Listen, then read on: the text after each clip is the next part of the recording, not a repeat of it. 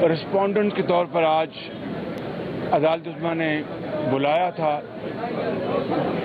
वहाँ पे जिस तरह आप जानते हैं कि अटॉर्नी जनरल ने जो चारों की चारों जो प्रेस थी, सजा थी, उसको न सिर्फ उन्होंने कबूल किया बल्कि पूरी तरह उन्होंने उसके ऊपर उसको इंडोर्स किया। लेकिन हम अच्छी तरह जानते हैं कि इस हुकूमत की कमिटमेंट्स और इनकी जो वाशगाफ अल्फाज में हाँ मिलाना, उसकी क्या कदर मंजिलत है हम अच्छी तरह जानते हैं। लेकिन आज अदालत उज़्मा में उन्होंने अटॉर्नी जनरल ने कहा है, तो लेट्स होप कि वो अपनी इन कमिटमेंट्स को ऑनर करेंगे। मैं सुप्रीम कोर्ट बार काउंसिल के सदर का और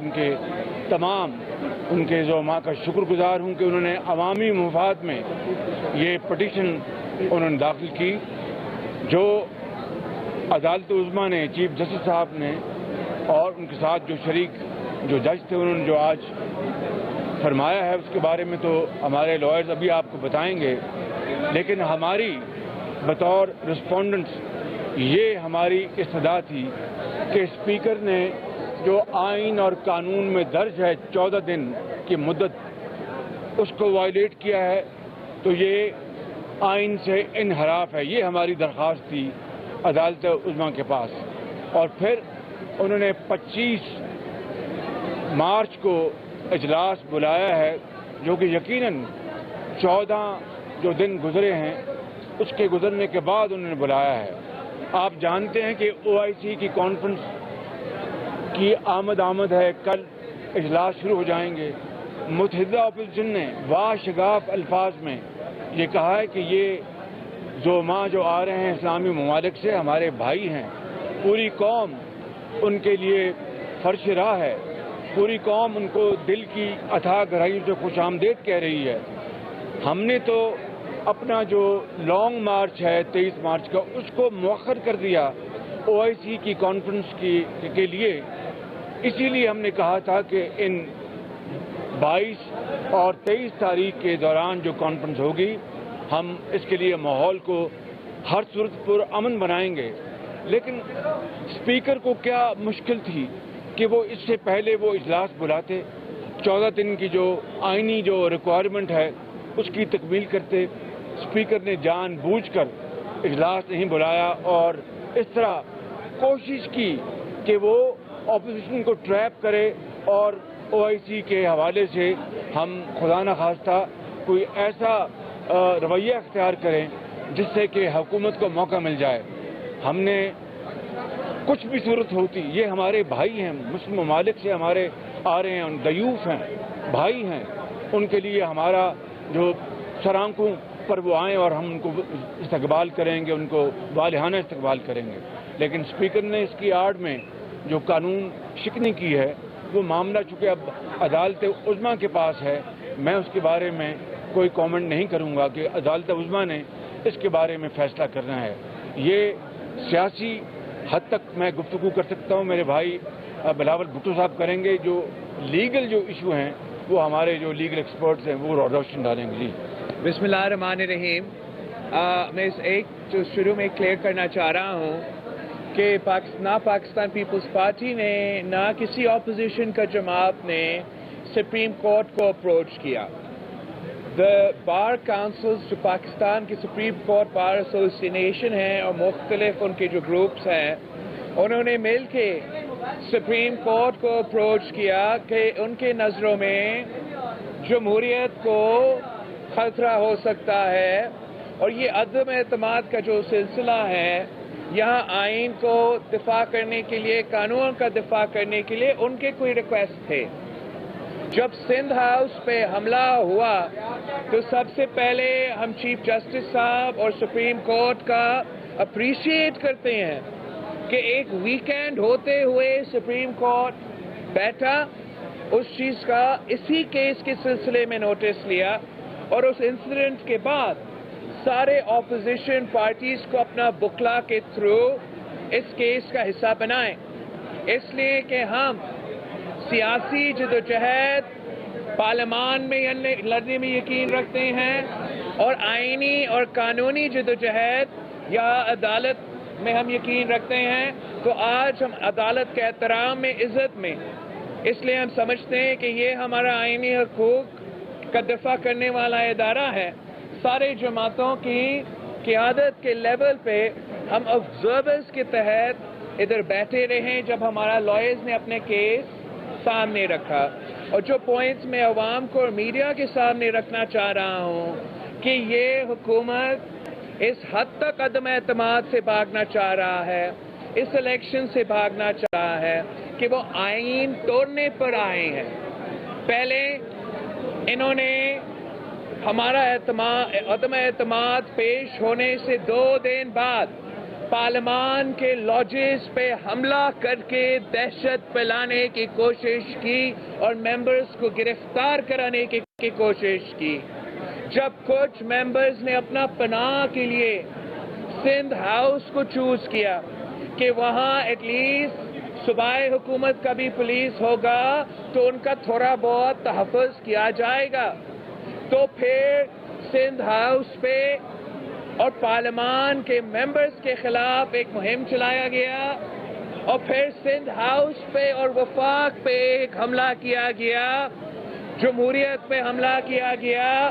اور دہشت پھیلانے کی ایک اور کوشش تھی۔ اس کوشش کے بعد حکومت نے اسپیکر سے آئین توڑوایا۔ ہمارا بیچارہ اسپیکر کو میں میڈیا کے تھرو پیغام پہنچانا چاہ رہا ہوں، آپ اپنا کام بڑا طریقے سے لائر سے مشورہ کر کے کیا کرے۔ یہ لوگ آپ کو آرٹیکل 6 میں پھنسائیں گے۔ اسپیکر نے سیشن کو 14 دن میں نہ بلا کے پہلا آئین کا خلاف ورزی ابھی اس نے کر لیا ہے۔ باقی جو قانونی اور آئینی پوائنٹس ہیں کہ ممبران پارلیمان کا حق ہے کہ وہ ووٹ ڈالے اور کوئی ان کا ووٹ ابسٹرکٹ نہیں کر سکتے، یہ سپریم کورٹ بار ایسوسیشن کی اپیل ہے سپریم کورٹ سے، اور ہمیں بھی امید ہے کہ جو بھی ہو حکومت تو آئین توڑ سکتا ہے، اسپیکر تو آئین توڑنے اس نے دکھا دیا ہے کہ وہ آئین توڑ سکتا ہے، مگر ہمارا اعلیٰ عدلیہ انشاءاللہ تعالی امید یہی ہے کہ ہمیشہ وہ کسی سیاسی سائیڈ نہیں لیں گے، لیکن امید یہ ہے کہ وہ آئین کا سائیڈ لیں گے، قانون کا سائیڈ لیں گے اور جمہوریت کا سائیڈ لیں گے، کسی سیاسی جماعت کا وہ کوئی پوزیشن نہیں لیں گے۔ اب میں ذرا مینگل صاحب کو مینگل بھائی ٹھہر جائیں، میں مینگل صاحب کی بات کر رہے ہیں نا، کیا کر رہے ہیں آپ؟ صاحب کیونکہ اس بارے میں تفصیلاً تو میرے خیال میں ہمارے لائر جی جو آئینی اور قانونی جو مسائل ہوئے اس پر بات کر سکتے ہیں،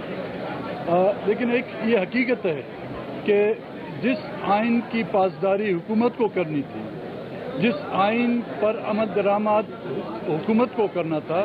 یا جس آئین کی حفاظت کی ذمہ داری جو حکومت کی کرنی تھی،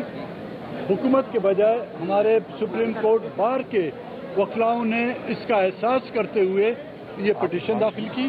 اور اس پٹیشن کے تحت ہم پولیٹیکل پارٹیوں کو جب نوٹس جاری کیے گئے تو ہم ایز اے آبزرور آ کے ہم نے یہاں پر دیکھا،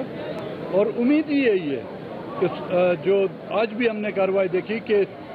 یہاں سپریم کورٹ میں بھی آئین کی پاسداری کرتے ہوئے وہ آئینی اور قانونی فیصلے کیے جائیں گے۔ مزید میرے خیال میں ہمارے جو لائرز ہیں وہ اس پر مزید تفصیل سے اب میں جناب اعظم نذیر طاہر صاحب کو گزارش کروں گا کہ وہ آپ کو آج جو کارروائی ہوئی ہے وہ لیگل پارلنس میں آپ کو بتا دیں، اور اس کے بعد کوئی سوال کا جواب ہم نہیں دیں گے کیونکہ یہ معاملہ اب سب جڑے سے۔ جی بہت بہت شکریہ جی، ایک سیکنڈ ذرا پہلے ایک کلیئرٹی آ جائے، جیسے کہ سیاسی رہنماؤں نے بھی شکریہ ادا کیا، سپریم کورٹ بار ایسوسی ایشن کا شکریہ ادا کیا کہ یہ ایک عوامی مفاد کا معاملہ تھا جس میں فلور ملا کورٹ کا پولیٹیکل پارٹیز کو بھی اور حکومت کو بھی۔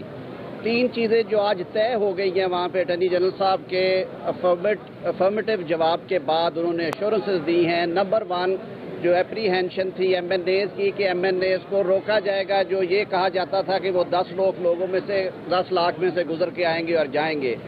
آج اٹارنی جنرل فار پاکستان نے کورٹ میں یہ بیان دیا اور اپنی ایشورنس ریکارڈ کروائی ہے، جسے کہ نوٹ بھی کیا کورٹ میں، کہ کسی الیکٹڈ ایم این اے کو نہیں روکا جائے گا اسمبلی کا اجلاس اٹینڈ کرنے سے، 1 نمبر 2 کسی ایم این اے کو جس پارٹی سے بھی ہو نہیں روکا جائے گا رائٹ آف ووٹ سے کہ وہ ووٹ دے۔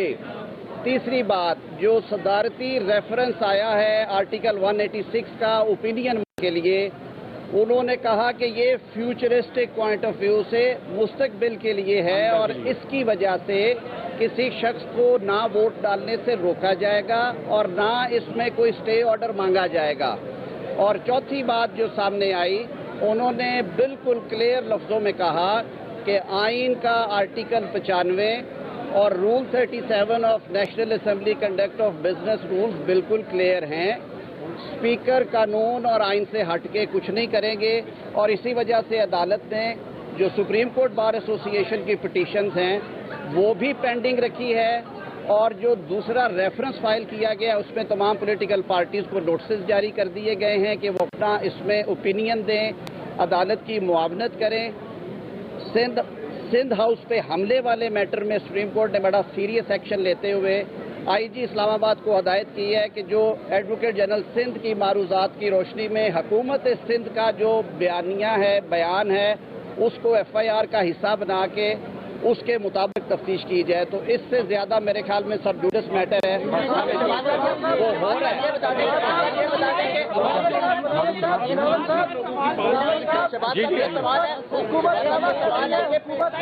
آپ کا پٹیشن ہے، آپ خود اگر کچھ بات کرنا چاہیں سر۔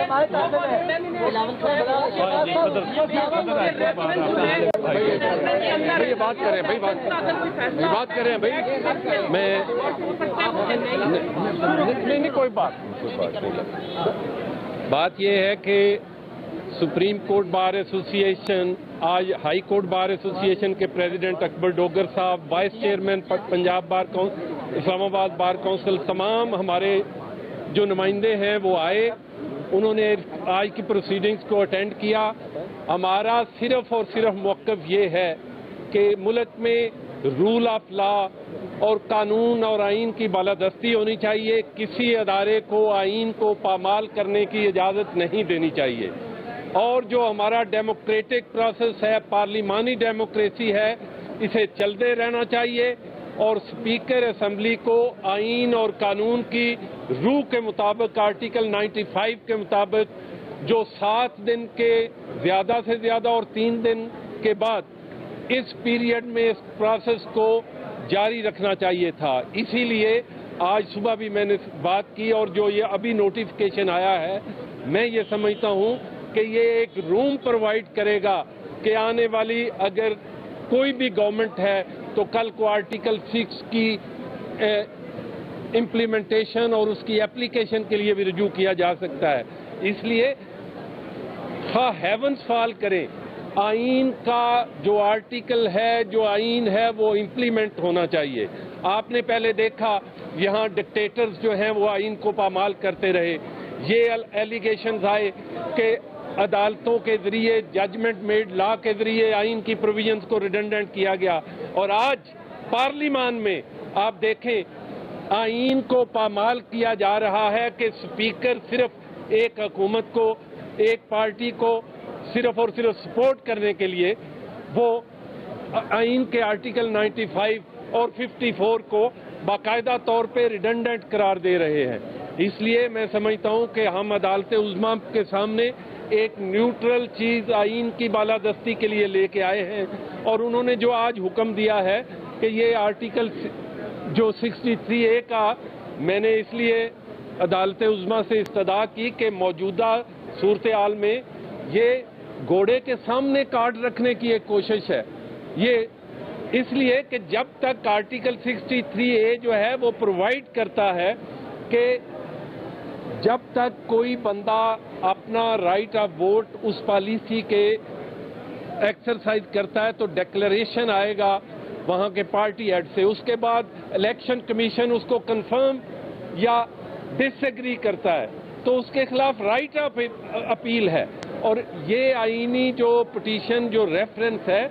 یہ اس آرٹیکل 63A کی نفی کرتا ہے. جب تک رائٹ آف اپیل آئے گا اس پہ فیصلہ ہو جائے گا. لیکن جناب چیف جسٹس صاحب نے اس کوائری پہ سبمیشن پہ فرمایا کہ چونکہ یہ ریفرنس پریزیڈنٹ آف پاکستان نے بھیجا ہے اس لیے ہم آئینی طور پہ اس کو نیگیٹو یا پازیٹو فیصلہ دینے کے پابند ہیں. لیکن انہوں نے بالکل یہ بات ٹھیک فرمائی. لیکن ہماری جو انہوں نے کہا کہ آپ کی یہ سبمیشن جو ہے at the time of hearing of reference. Thank you very much.